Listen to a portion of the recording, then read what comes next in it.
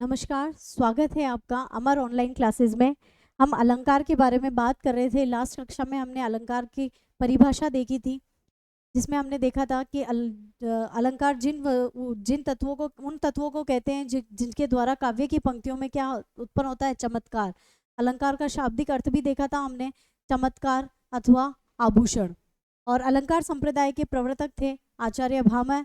ठीक है, इसके बाद में हमने अलंकार की परिभाषा के बाद हमने अलंकार के प्रकार देखे थे तीन: शब्दालंकार, अर्थालंकार और उभय अलंकार। शब्दालंकार शब्दालंकार शब्द के द्वारा जहाँ चमत्कार उत्पन्न हो वो शब्द अलंकार था। अर्थ के द्वारा जहाँ चमत्कार उत्पन्न हो रहा था वो अर्थालंकार। और अर्थ और शब्द दोनों के द्वारा जहाँ चमत्कार उत्पन्न हो वो उभय अलंकार। उभय अलंकार के बाद इन तीनों की परिभाषाओं के बाद हमने शब्द अलंकार के अंतर्गत आने वाला प्रथम अलंकार देखा था, जिसके अंतर्गत था अनुप्रास अलंकार। अनुप्रास अलंकार जिसमें एक ही वर्ण की आवृत्ति क्या हो रही थी, बार बार एक ही वर्ण की आवृत्ति बार बार हो रही थी, वहां कौन सा अलंकार था? अनुप्रास अलंकार। अनुप्रास अलंकार की परिभाषा के बाद हमने देखा था अनुप्रास अलंकार के भेद, जिसमें पहला था छेका अनुप्रास, जिसमें एक वर्ण की आवृत्ति एक ही बार हो रही थी। फिर उसके बाद वृत्तीय अनुप्रास अलंकार, जिसमें एक वर्ण की आवृत्ति दो या दो से अधिक बार हो, वो वृत्तीय अनुप्रास अलंकार। फिर था श्रुत्य अनुप्रास अलंकार, जिसमें एक ही उच्चारण स्थान के वर्णों की आवृत्ति हो, वहाँ श्रुत्य अनुप्रास अलंकार। और लास्ट हम उसके बाद हमने अंतिम भेद था अनुप्रास अलंकार का, अंत्य अनुप्रास अलंकार, जिसमें चरणांत में तुकांत बंदी थी। चरण काव्य की पंक्तियों के चरणों के अंत में क्या थी? तुकांत बंदी थी, तुक बंदी थी। उसमें क्या वो कौन सा अलंकार था? अंत्य अनुप्रास अलंकार। ठीक है, इसके बाद हमने देखा था यमक अलंकार, जहाँ शब्द क्या आ रहे थे, दो बार शब्द आ रहे थे परंतु दोनों का अर्थ हमें बार बार अलग आ रहा था। फिर देखा था हमने श्लेष अलंकार, जिसमें श्लेष का अर्थ था चिपकना, चिपकना। और उसके श्लेष का परिभाषा में हमने देखा था कि एक वर्ण की आवृत्ति केवल एक ही बार होगी, परंतु काव्य की पंक्ति के अनुसार उसका अर्थ बार बार अलग अलग निकलेगा। एक शब्द की आवृत्ति एक बार परंतु अर्थ अलग अलग। ठीक है, ये हमने कल लास्ट क्लास में हमने ये देखा था। अब हम देखेंगे अर्था अलंकार की ओर चलेंगे, और अर्था अलंकार में आपका पहला अलंकार है उपमा अलंकार। ठीक है, उपमा अलंकार देखते हैं हम। उपमा अलंकार, उपमा का अर्थ होता है, उपमा का अर्थ होता है समीप, पास में। ठीक है, और उपमा एक इसका शाब्दिक अर्थ तो होगा पास, समीप, निकट। परंतु एक हम कहते हैं ना किसी को उपमा देना, वो भी इसी के अंदर उस तरीके से भी आप इसको समझ दे सकते हो। इसका शाब्दिक अर्थ तो होता है पास। उपमा अलंकार का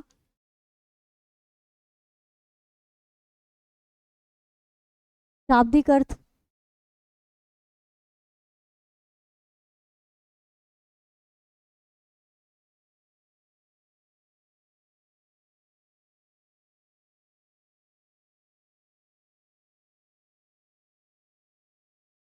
निकट। ठीक है, शाब्दिक अर्थ क्या हो गया? पास पास या निकट। उपमा अलंकार का शाब्दिक अर्थ हो गया पास पास या निकट। इसके बाद हम देखते हैं उपमा अलंकार की परिभाषा। उपमा अलंकार की परिभाषा को शॉर्टली समझने के लिए बता देती हूँ। दो व्यक्तियों में समानता, दो व्यक्तियों के गुणों में, रूप में, उनके व्यक्तित्व में जहाँ समानता दिखाई जाएगी, वहाँ क्या होगा? उपमा अलंकार होगा। तो एक परिभाषा यही है, जो कि आपके बुक में भी यही लिखी हुई है परिभाषा। जहाँ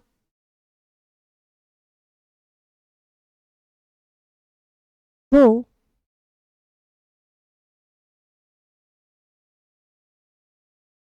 वस्तुओं के रूप, गुण, रंग, रूप गुण रंग, व्यक्तित्व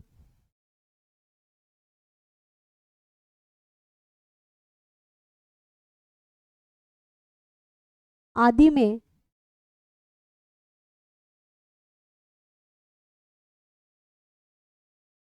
समानता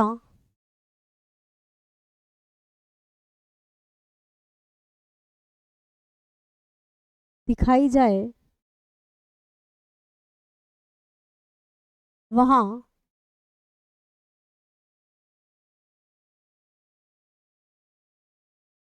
उपमा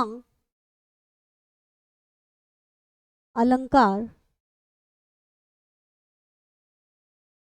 होता है। ठीक है। इसकी एक परिभाषा इसकी दो परिभाषा और देख सकते हैं, जिसमें अपन किसको उपमा देंगे तो एक सामने होगा और एक हमारे सामने नहीं होगा। तो जब प्रस्तुत की तुलना अप्रस्तुत के साथ की जाए वहां कौन सा अलंकार होगा? उपमा अलंकार होगा। या उपमान की तुलना सॉरी उपमेय की तुलना उपमान के साथ की जाए वह कौन सा अलंकार होगा? उपमा अलंकार होगा। ये दो परिभाषाएं इसकी और होगी। एक परिभाषा ये हो गई, दूसरी है प्रस्तुत की तुलना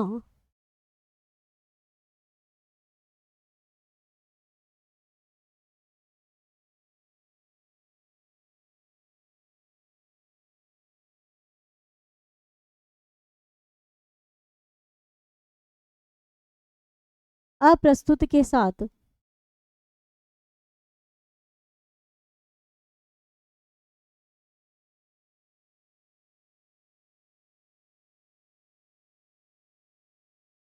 की जाए तो वहां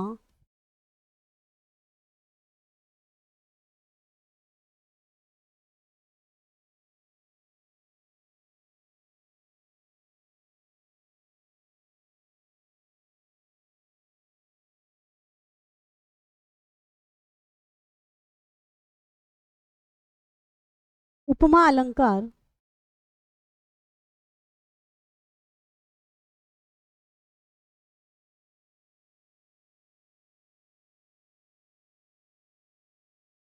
उपमा अलंकार होता है। ठीक है। तीसरी परिभाषा इसकी हम देखेंगे, जहां उपमेय की तुलना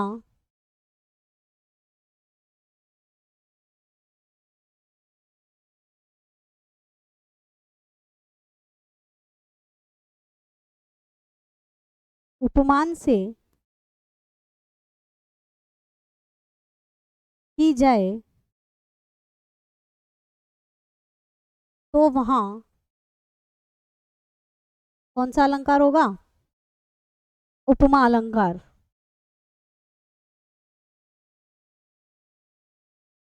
तो वहां उपमा अलंकार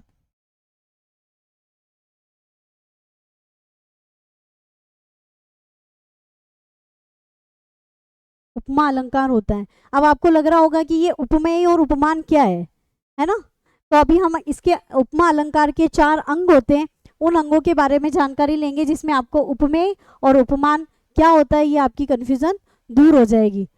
वैसे इस परिभाषा और इस परिभाषा में जो जो उपमेय लिखा है वो यहाँ क्या लिखा हुआ है? प्रस्तुत। और जो अप्रस्तुत है वो क्या है? उपमान। ठीक है। इन दोनों में सिमिलरिटी है। चाहे आप साहित्य की भाषा में ऐसे बोलो और चाहे आपके समझने की भाषा में आप ऐसे बोलो, दोनों ही परिभाषा उपमा अलंकार की है। इसके उपमा अलंकार के आगे जाके हम इसके चार अंग देखेंगे। उपमा अलंकार के कितने अंग होते हैं? चार अंग होते हैं, जिसमें एक तो ये हो गया उपमेय, एक हो गया उपमान, एक होता है वाचक शब्द और एक होता है साधारण धर्म। ठीक है। ये हम देखते हैं आगे। उपमा उपमा अलंकार के अंग, उपमा अलंकार के कितने अंग होते हैं?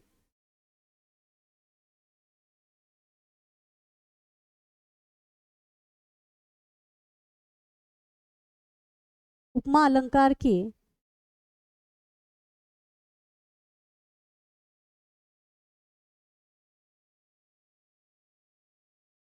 चार अंग होते हैं।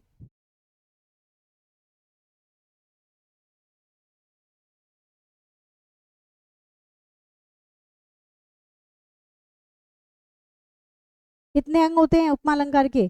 चार अंग होते हैं। ठीक है। चारों अंगों को देखेंगे हम। पहला अंग होता है इसका उपमेय। ठीक है। इसको एक अपन डायग्राम बना लेते हैं तो ज्यादा बेटर रहेगा।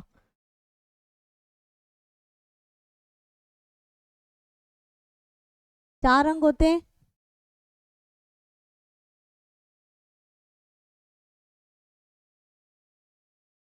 ठीक है। पहला क्या है? उपमेय।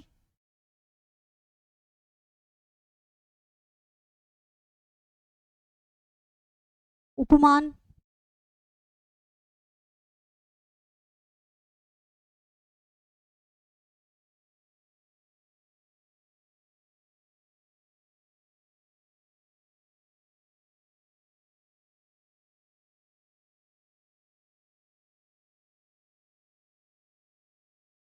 वाचक शब्द, और चौथा हो गया साधारण धर्म। ये इसके चार भाग हो गए, चार अंग हो गए, सॉरी। चारों अंग हम देखेंगे कि उपमेय जिसकी तुलना की जा रही है, जो हमारे सामने है उसी की तुलना करेंगे, तो वो कौन हो गया? उपमेय। तो क्या हो गया? जिसकी तुलना की जा रही है।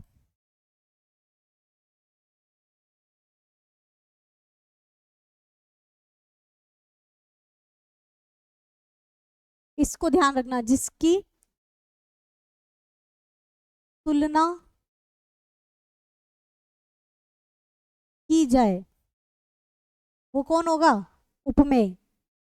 ठीक है, जिसकी तुलना की जाए वो उपमेय, और जिससे तुलना की जाए जो हमारे सामने नहीं है, ठीक है, ये क्या होगा? प्रस्तुत।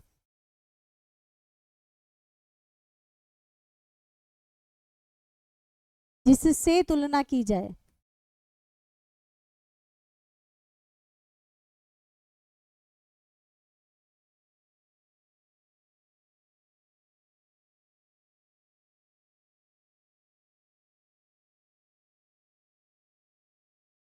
और ये क्या होगा? अप्रस्तुत, जो कि हमारे सामने नहीं होगा। और फिर आगे वाचक शब्द, इसमें कुछ वाचक शब्द आते हैं, जैसे ता, से, सी, सम, ऐसे कुछ वाचक शब्द आएंगे। ठीक है, कम, सरिस,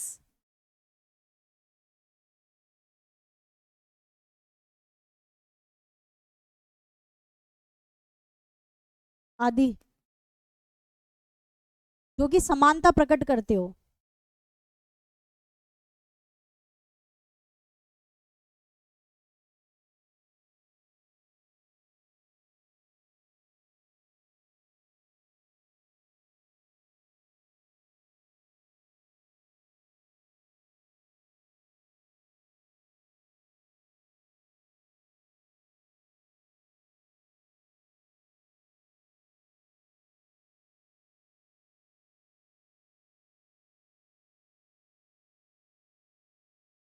के द्वारा समानता प्रकट करती है, उसके समान, सम, समान, सरिस, ये सब इसके अंतर्गत आएंगे, है ना। और फिर होता है साधारण धर्म। जैसे साधारण धर्म का मतलब हो गया उसमें क्या क्या सिमिलरिटी क्या है, वो चीज है साधारण धर्म। जैसे सुंदर, है ना,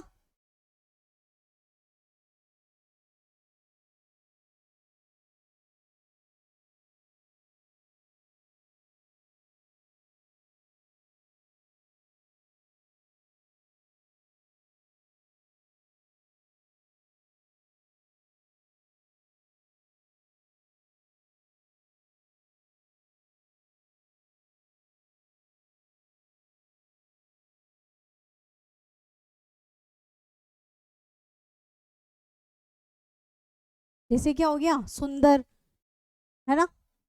आगे कितने अंग हो गए? चार अंग हो गए। उपमेय, उपमान, वाचक शब्द और साधारण धर्म, ये उपमा अलंकार के अंतर्गत आएंगे।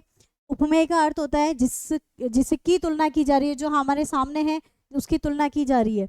उपमान, जिससे तुलना की जा रही है, जो हमारे सामने प्रस्तुत नहीं है उसकी, परंतु दोनों में क्या होगी? सिमिलरिटी होगी। वो सिमिलरिटी किसके द्वारा प्रकट की जाएगी? सा, से, सी, सम, सरिस, समान। और साधारण धर्म, जो उसकी सुंदरता, जो उसके समानता दर्शा रहे हैं, वो शब्द, जैसे सुंदर है, कठोर है, ऐसे शब्द जो होंगे वो साधारण धर्म कहलाएंगे।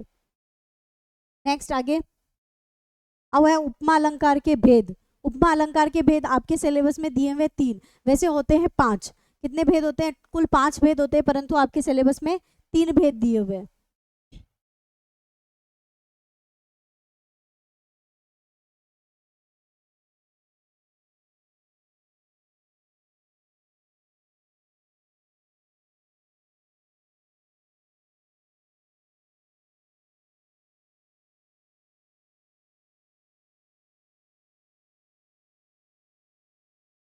उपमा अलंकार के पांच भेद होते हैं, परंतु आपके सिलेबस में ओनली फॉर तीन तीन तीन भेद ही दिए हुए हैं।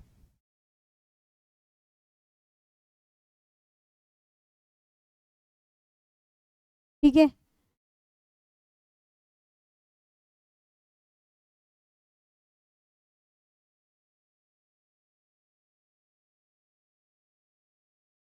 पूर्णोपमा,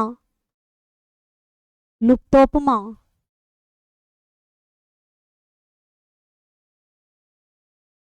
मालोपमा। ठीक है, ये 3 भेद दे रखे हैं आपके सिलेबस में। इसके अलावा 2 भेद और होते हैं।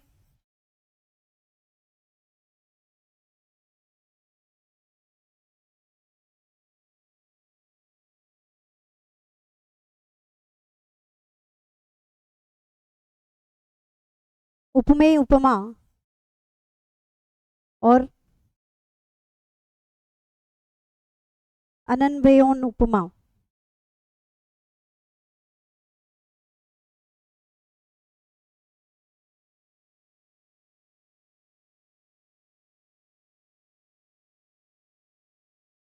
ठीक है, पूर्णोपमा, लुप्तोपमा, मालोपमा, उपमेय उपमा और अनन्योन उपमा, ये 5 भेद होते हैं सिलेबस में आपके। ओनली फॉर 3 है, ये 2 आपके सिलेबस में नहीं दिए हुए। पूर्णोपमा नाम से ही हो रहा होगा, पूर्ण उपमा, जिसमें अभी जो अपन ने 4 अंग पढ़े थे वो चारों अंग इसके अंतर्गत आएंगे। ठीक है, चारों अंग सम्मिलित होंगे। वो पूर्णोपमा, लुप्तोपमा, कोई एक अंग नहीं होगा।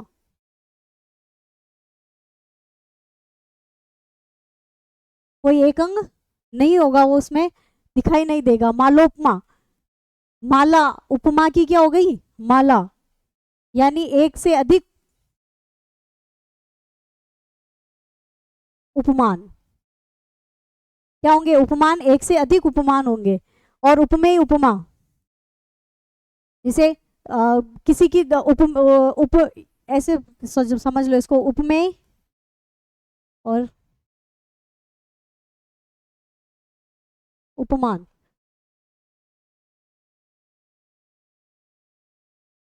उपमेय को क्या समझना, उपमान समझना, और वापस उपमान को उपमेय की संज्ञा दे देना। उपमेय को उपमान की संज्ञा देना और उपमान को उपमेय की संज्ञा देना, ये उपमेय उपमान अलंकार।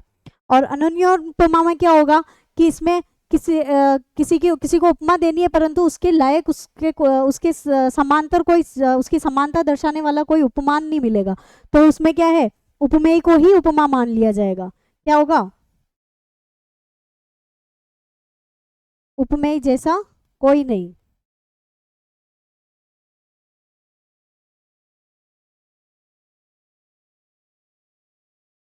ठीक है,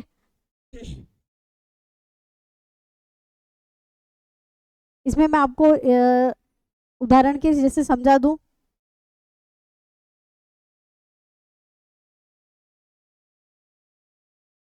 राम सम शंभु,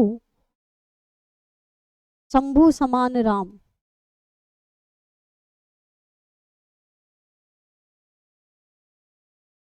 ये इसका उदाहरण हो गया उपमेय उपमा का, कि राम सम शंभु, राम के समान कौन है, शंभु है, शंकर है, और शंभु समान राम, और शंभु के समान ही कौन है, वापस राम।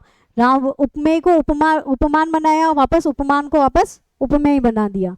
ठीक है, इसी प्रकार इसमें इसका उदाहरण देखेंगे हम।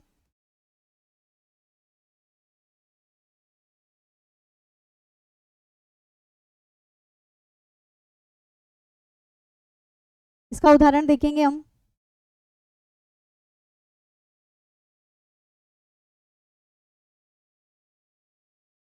उसमें राम को किसके अकॉर्डिंग बताया था, शंभु, और इसमें क्या कहेंगे, राम ही राम, राम ही सम राम।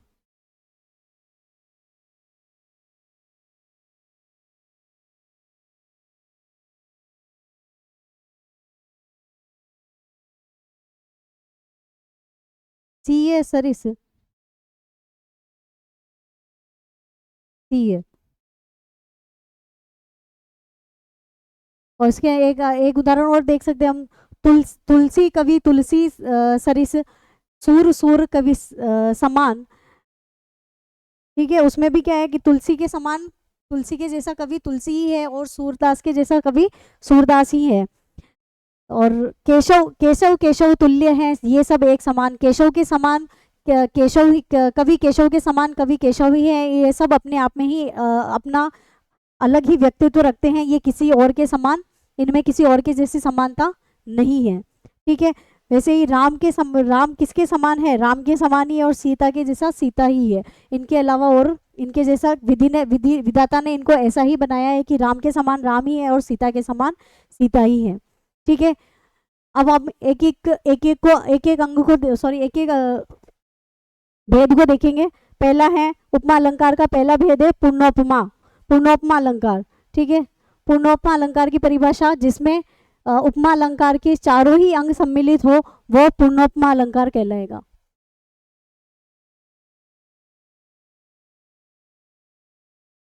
जहां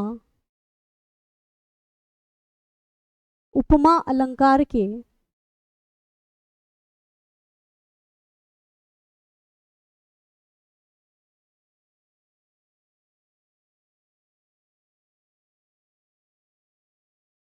चारों ही अंग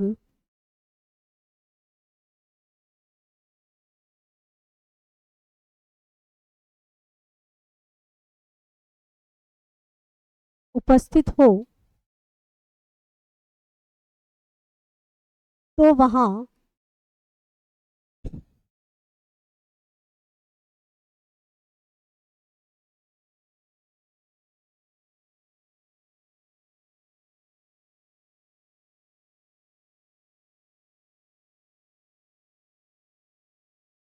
पूर्णोपमा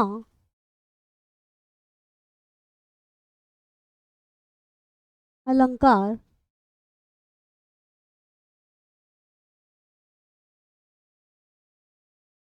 होता है।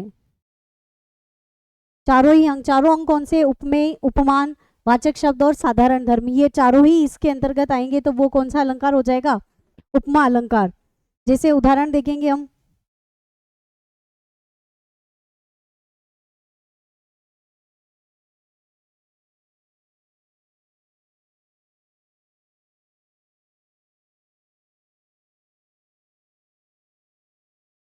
तो सिंपल उदाहरण दे देते हैं।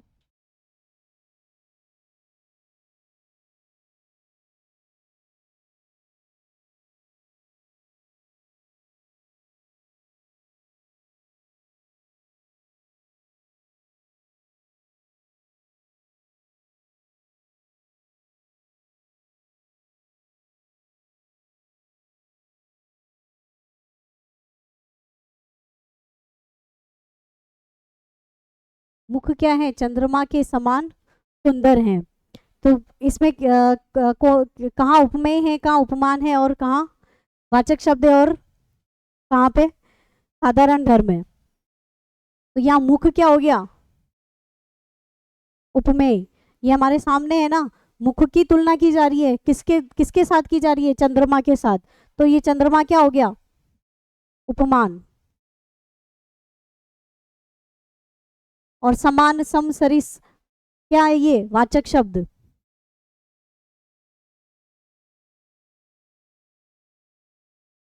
और ये सुंदर क्या हो गया, साधारण धर्म।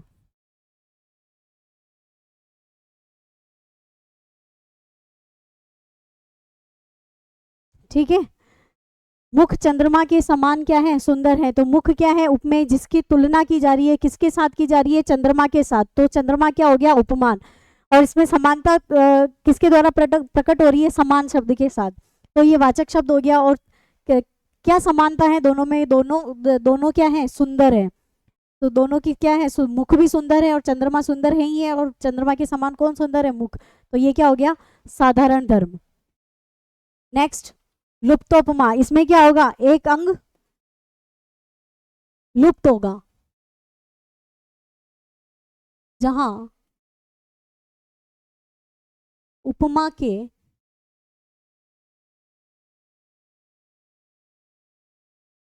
अंगों में से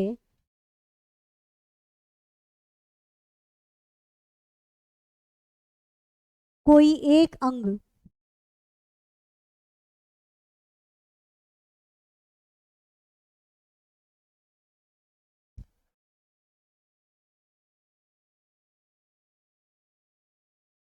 लुप्त हो, तो वहां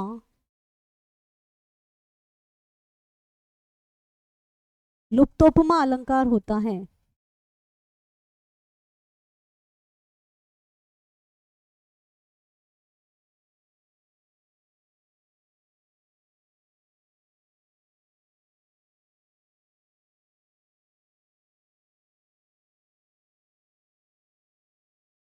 ठीक है, कोई एक अंग लुप्त होगा तो वो क्या हो जाएगा, लुप्तोपमा अलंकार। तो उसमें क्या होगा,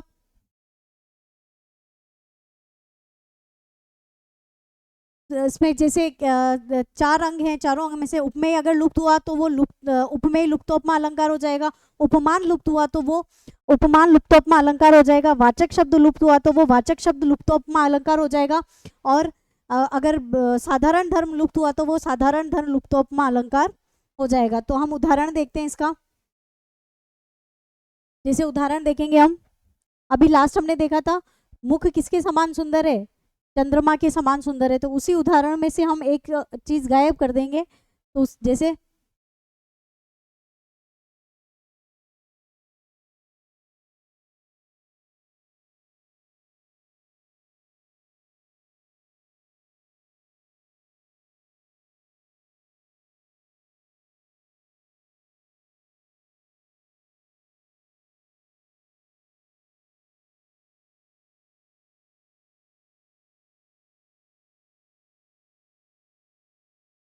हमने लिख दिया मुख चंद्रमा के समान। अब चंद्रमा के समान क्या है, सुंदर है, क्या है वो नहीं लिखा हुआ है। तो इसमें ये तो क्या हो गया,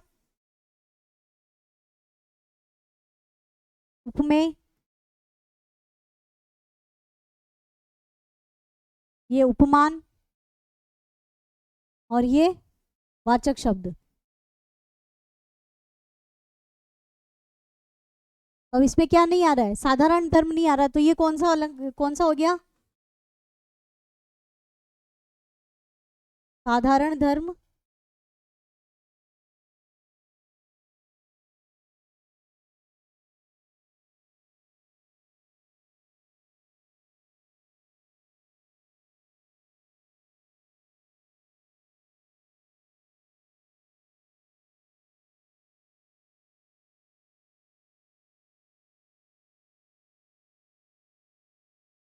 साधारण धर्म लुप्तोपमा अलंकार, कौन सा अलंकार हो गया, साधारण धर्म लुप्तोपमा अलंकार। अगर इसी में से अगर मैं मुख को हटा दूं, वहां पे सुंदर लिख दूं, तो ये उपमेय उपमेय उपमेय लुप्तोपमा अलंकार हो जाएगा। चंद्रमा को हटा दूं, केवल लिख दूं मुख समान सुंदर, तो उसमें क्या नहीं आ रहा है, उपमान किसके समान सुंदर है वो नहीं बताएगा। तो वो क्या हो जाएगा, उपमान लुप्तोपमा अलंकार। अगर मैं समान हटा दूं तो वो वाचक शब्द लुप्तोपमा अलंकार हो जाएगा। ठीक है,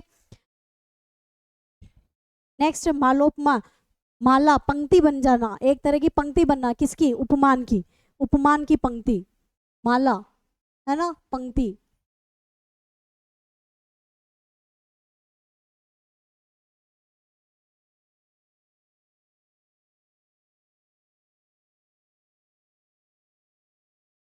पंक्ति या माला बनना, किसकी माला बनेगी, उपमा की माला बनेगी। किसकी माला बनेगी, उपमान, उपमान की माला बन जाएगी, है ना। मतलब एक से अधिक उपमान आ जाए। ठीक है,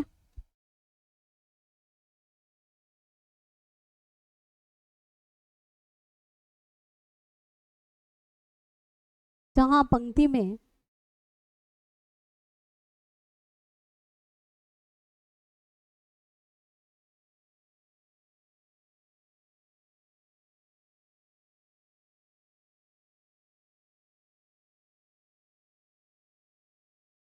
एक से अधिक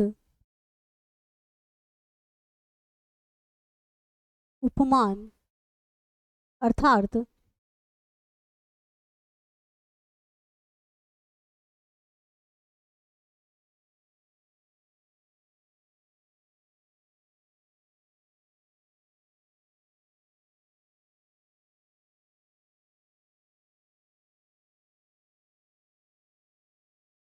एक उपमेय के लिए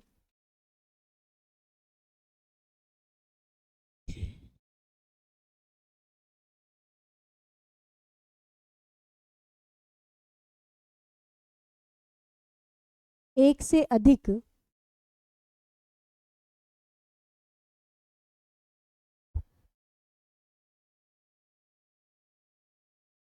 उपमान से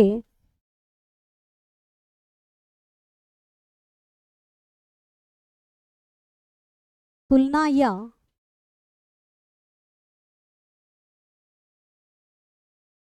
समानता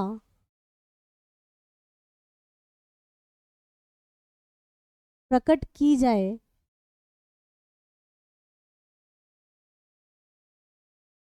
तो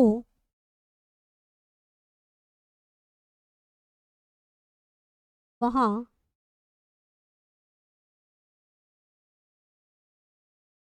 मालोपमा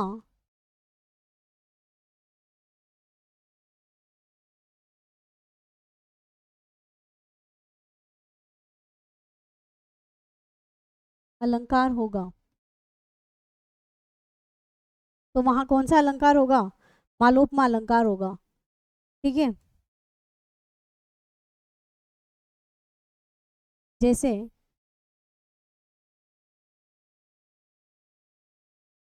अब वहां पे हमने पिछले उदाहरण को ही आगे लेते हैं हम। वहां पर हमने केवल मुख की तुलना किससे की थी? चंद्रमा की तरह की थी। उसके चंद्रमा के साथ अगर हम उसके साथ कमल जोड़ दे तो एक से अधिक उपमान हो गए ना। देखो उदाहरण, मुख, चंद्रमा और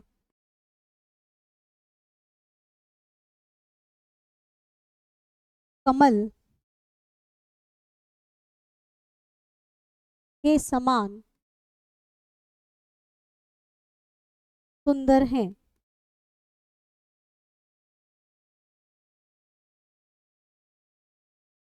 ठीक है, मुख किसके समान? चंद्रमा और कमल दोनों के समान क्या है? सुंदर है। तो यहाँ पर कितने उपमान हो गए? एक और दो, ये दोनों क्या है? उपमान। और ये क्या है? उपमेय।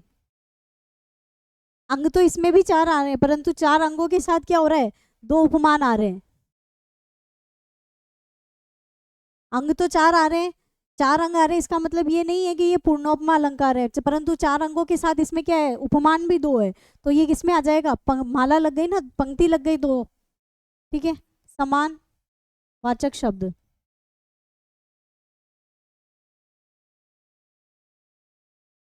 सुंदर क्या है? साधारण धर्म।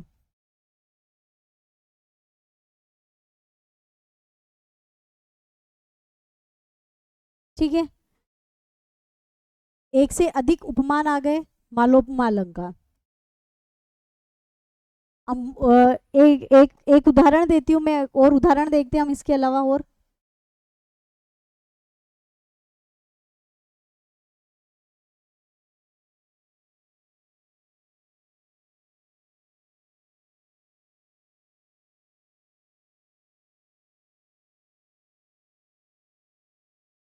पीपर पार सरिस मन डोला। अब इसके अंतर्गत हम देखेंगे, पीपर यानी पीपल का, पीपर पात यानी पीपल का पत्ता, सरिस यानी के समान। मन डोल रहा है, झूम रहा है। जिस प्रकार से पीपल के पत्ते झूमते हैं, डोलते हैं, उसी प्रकार मेरा मन भी क्या कर रहा है? झूम रहा है, डोल रहा है। तो यहाँ पर उपमेय क्या हो गया? मन। मन की तुलना की जा रही है ना, उपमेय हो गया मन। और उपमान पीपल का पत्ता, पीपल के पत्ते से तुलना की जा रही है, तो ये क्या हो गया? उपमान। वाचक शब्द सरिस।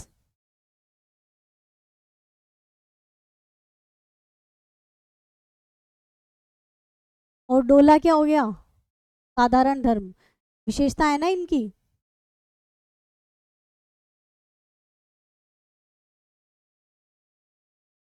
ठीक है, ये आपके इसके अलावा और भी कोई समस्या हो आपको इसमें, तो आप मुझे बताइएगा कमेंट करके। तो मैं आप उसको सॉल्व करूंगी, पूरा पक्का कोशिश करूंगी मैं। अगर उपमा अलंकार में अगर कुछ भी समझ ना आया हो, हाँ थोड़ा डिफिकल्ट है ये, पर अगर समझ ना आए तो आप मुझे बताइएगा, कमेंट करिएगा, मैं उसको सॉल्व करने की कोशिश करूंगी। धन्यवाद।